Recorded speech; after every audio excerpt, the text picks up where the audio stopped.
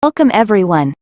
Before watching this video, don't forget to subscribe our channel by clicking the subscribe button below and clicking the bell icon so you'll be notified whenever we publish a new video.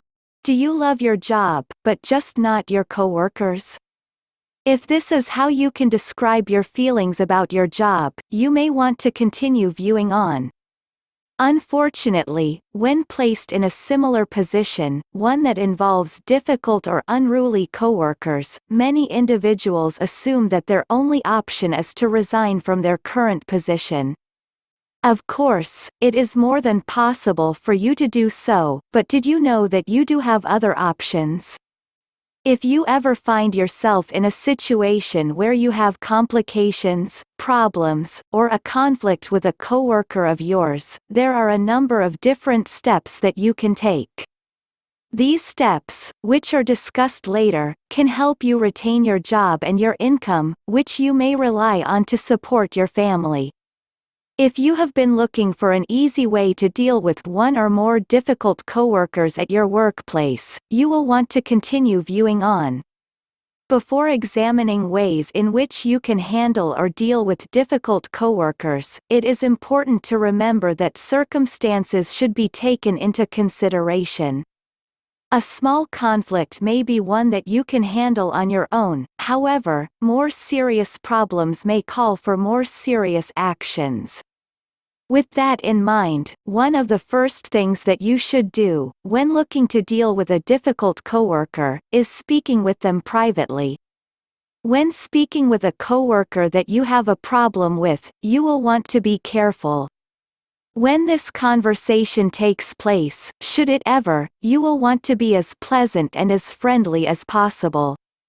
Many individuals do not realize that even a slight attitude can make a problem with a coworker much worse. If you are frustrated with a coworker who can never seem to get a project completed on time, you may want to offer to help them create a schedule. If you have a problem with a perfume or cologne that a coworker may be wearing, you may first want to explain any health complications that you may be having due to the scent. As previously discussed, it is important to remember that there are extenuating circumstances that should be taken into consideration.